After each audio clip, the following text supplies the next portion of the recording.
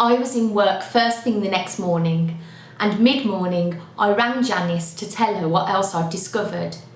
She congratulated me and passed on some additional information that she'd just found out too, which confirmed my suspicions. She thought that between us we had cracked the case, but wanted to make sure. So she said to wait till the afternoon meeting. She said she'd try to join us, but if she couldn't, then I was to go ahead anyway. Hi, Holly. Is our meeting still on? I gather that the super's still tied up with her international conference and won't be available. So unless there's some new evidence to discuss, is there any point in us meeting? By the way, did you receive the recordings of my interviews? I hope you didn't think I was poking my nose in where it wasn't needed. I've been giving some further thought to our possible murderer. At first I thought that Edward was the most likely candidate, but on reflection it seems a bit obvious. So, when in doubt, cherchez la femme, as they say. I'm going round to the idea that Ellie's the one. We all know what these rabid feminists are like. Anyway, unless some new evidence comes up, I intend to stay at home today and catch up with some boring paperwork. Afternoon, sir. Apologies from the Chief Super. As you rightly suggested, she's still tied up in her meeting, but nevertheless wants us to go ahead anyway. She said she'll follow it on mute. I hope you don't mind, sir, but for the record, I think I'll record this, if that's okay with you.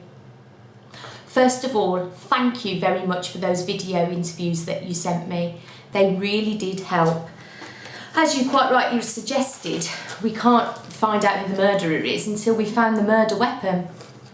Well, it may come as a shock to you, sir, but this morning I found it. I got the idea following something that the pathologist Jim Duggan from Bromchurch Police Station said about the findings of the bullet which killed Sir Lawrence. He informed me it was from a Glock 22, which, although quite common, is the weapon of choice of the Bromchurch Police Force.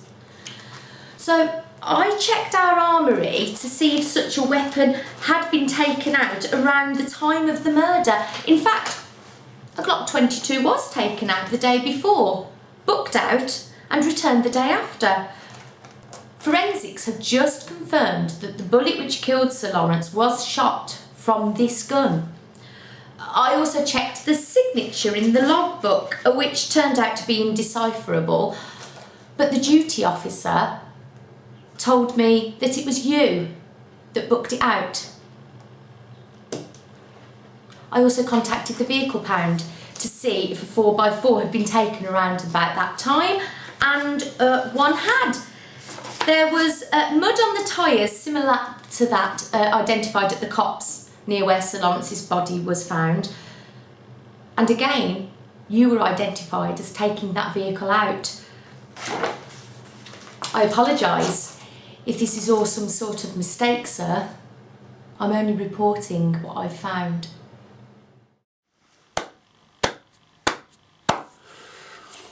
I always thought you were a bright girl, Holly. Seems I was right. I admit, I did take a Glock 22 from the armoury and a 4x4 from the vehicle pound, but not for the reason you're suggesting. When the Chief Super took me off the Lawrence investigation, I was allocated the Dunswood Farm case instead. A series of violent robberies in the Worcestershire countryside. I was about to visit some of the suspects and was concerned that they might turn violent.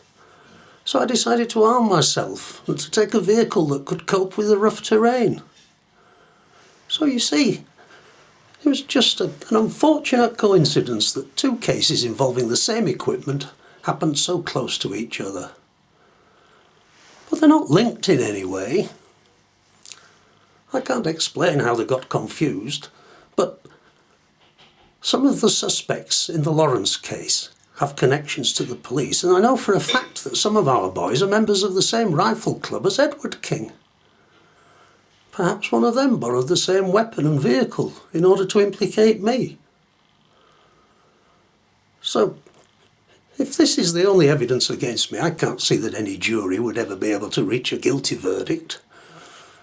Even if a tenuous connection was made between myself and the murder weapon, what motive would I have?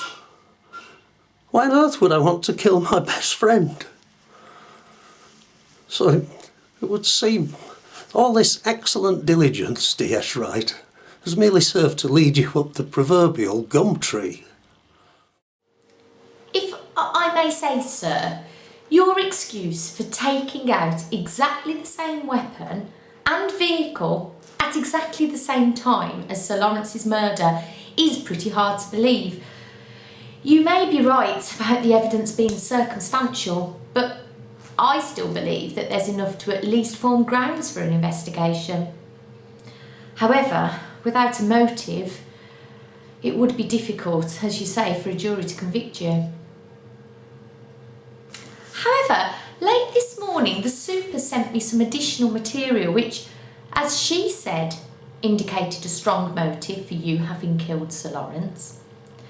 As you are aware, sir, your DI, Deputy George Kentish, has been involved in a cross-county investigation into an ongoing online fraud racket, which involved searching the station's computers for digital intelligence. As you know, they searched the computer in your office, which was found to be clean.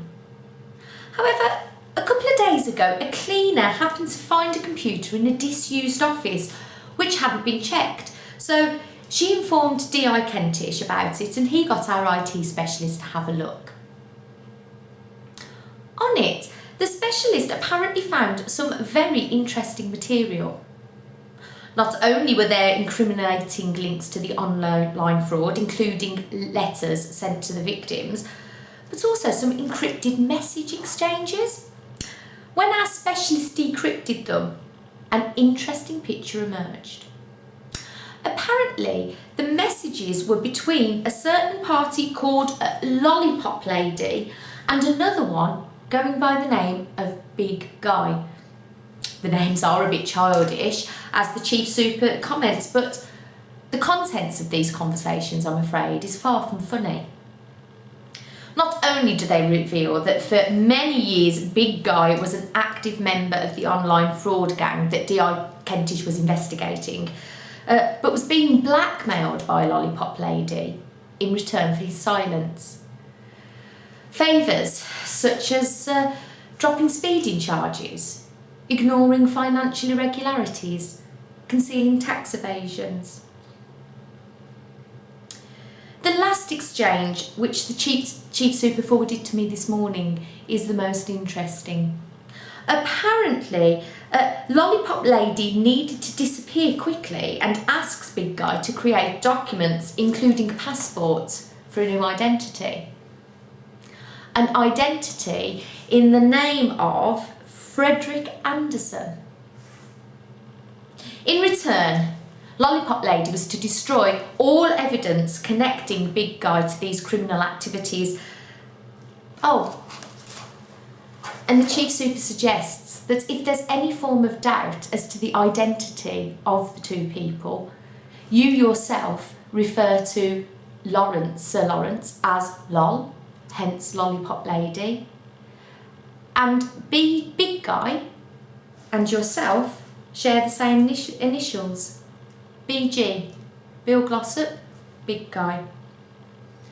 And Frederick Anderson was the so-called friend of yours for whom Sir Lawrence asked his personal assistant to buy a plane ticket to Rio. Only, as she suggests, it should have been Sir Lawrence travelling as Frederick Anderson, with a passport that was supplied by yourself. Instead, Sir Lawrence was killed. The Super discussed it with me in a quick phone call this morning, and we decided that you must have arranged to meet Sir Lawrence to hand over the documents in return for the evidence. Although something went wrong. Perhaps he refused to give you the evidence. Perhaps he refused to give you what you wanted.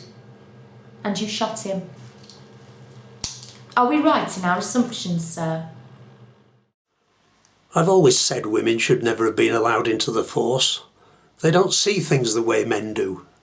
Let me tell you, Lawrence King was a really nasty piece of work, behind all that charm and authority. And he was clever with it too. He manipulated people, made out he was their friend, got them to confide in him, as he did with me. So, as you have rightly guessed, I did shoot him. He deserved it, but I shot him in self-defence. How did it happen? He encouraged me to get involved in the scam without participating himself, then used that knowledge to blackmail me. If it had got out, it would have been enough to have me thrown off the force, at the very least. But on the other hand, I'd managed to find out about his company's debts, so for years we cancelled each other out. Then out of the blue, he informed me that he was resigning as chairman, going away, abroad. If he did that, I'd no longer have a hold on him. His company's financial problems would be out in the open. There'd be no reason for him to keep quiet about my peccadilloes. But he still needed my help to get a new passport, a new identity. I agreed in return for him handing over all the incriminating evidence that he had on me. We arranged to meet that Sunday afternoon by the cops. But when I offered him the passport, he said that he would send the information on me after he had left the country. Otherwise, how could he be sure that I wouldn't try to prevent his escape? We argued. He started to pull out the gun. That's when I shot him. If I hadn't, he'd have killed me. So you see, it was self-defence. You're planning to arrest me anyway. Believe my version won't stand up in court. You may be right. But don't you think I anticipated this? What I would do if someone found out? Some nosy detective sergeant trying to make a name for herself? Do you think I arranged an escape route for Lol without doing the same for myself? I may be old school, but I'm not an idiot. So by the time you send in the boys to arrest me, I'll be long gone. As Lol would have said, wish me bon voyage. Poor Bill. He never did think much of women as detectives. He didn't anticipate that Janice would round up the boys and they'd all be waiting for him outside of his house. The second he stepped out of his front door, they arrested him. In his pocket, they found a ticket to Thailand in the name of Gordon Williams. The preliminary hearing is next week. And it was all so unnecessary. His online fraud tactics would have come to light in the next few days anyway, and for that he probably would have only got a few years behind bars. But for Sir Lawrence's murder, he'll probably get life. The atmosphere when I arrived at the station was odd, a mixture of shock, embarrassment and respect. Shock at what Bill had done, embarrassment at the way that they'd previously treated me, but respect for the way that I'd handled this case. Janice has said when everything dies down, she'll take me out for a slap-up meal at a posh restaurant that she knows. And the pathologist, Jim Duggan, he asked me out. He said I owed him a drink. I accepted, on the condition that we don't go to the Old Boar Inn, and that masks stay on and we're socially distanced, apart from when we're drinking, of course. So, things are looking up for me in Alvechurch. Cheers!